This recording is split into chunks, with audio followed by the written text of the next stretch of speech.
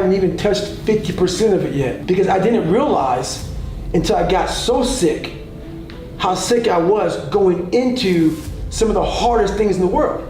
When I realized how tight my body was, because I didn't bitch about shit. I didn't go through like when you're going through SEAL training, you don't sit back and say, hey man, do you have this problem? Do you have that problem? Hey, I'm having a tough time just getting my leg over the fucking cargo net. Because literally, my abductors were so fucking tight, how I ran was like, I took like steps like this big.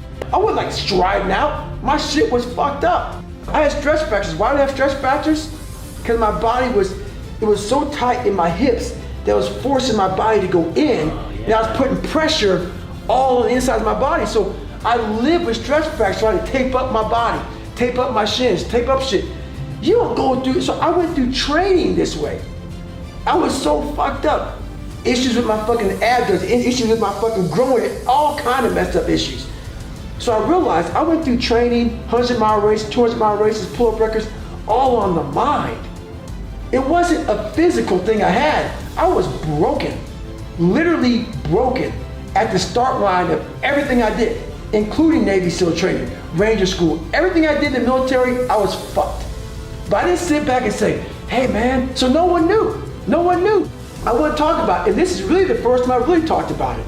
So I basically realized, my God, man, at the 6th time in my life, I realized, my God, I was so fucked up the entire time.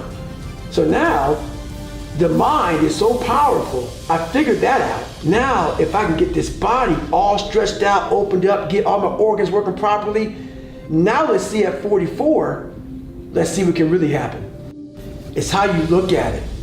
And I looked at my shit was, this is the perfect training ground to being a man. You know, a lot of people, like I was talking about taking the path of least resistance.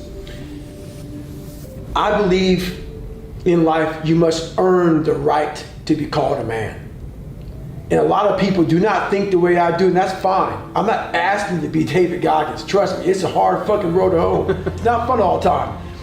But the thing about it is, you have to look, I looked at my hardships as challenges. Once I got over the pity party, because I went through that phase. I'm a normal human being. But I realized that that got me exactly where I was at, even worse. As I looked at those challenges the way most people do, woe is me. Why the fuck can't I get a break? Why, I wish I was better. I wish my parents were better. I wish I had a better education. I wish this, I wish that. They have all these wish sandwiches. I started realizing, how can I fucking figure out how this shit can fucking work for me? So the one thing we don't do is when we're in that dark place is a great learning environment. If you can sit back in a dark place and find quiet to just think, there's so much power in your failures, in your fucking, in your suffering. Because why? You're still alive. You're still fucking here. So you gotta look at that shit as, my God, man, this is power, man. Like, now I gotta flip this shit. How many men will be able to do what I'm about to do, what I'm about to try to do? Like, literally, what gave me strength was when I was at the worst of my worst, how many men would even fucking say they want to try to be a Navy SEAL? Right? I'm at the worst spot of my life. Like, I can't even walk down the street, let alone run down the street. And I'm gonna now call a recruiter up and try to be a SEAL. There's a lot of power in that. But people don't see it there. They see it, man, that's stupid. And the reason why, because I had this voice in the back of my head that I kept on running from. I was afraid of water. I was afraid of dealing with things that made me feel unaccepted. I didn't accept myself. So I kept on going towards things that I felt good. Let me go this way, but something kept on saying, motherfucker, you have it, man. You got it, man, but you're gonna have to fail a lot, but you have it. And like I said, that voice kept on haunting me, but that voice kept on saying, if you face it, you realize it's not that bad. To me, it's God.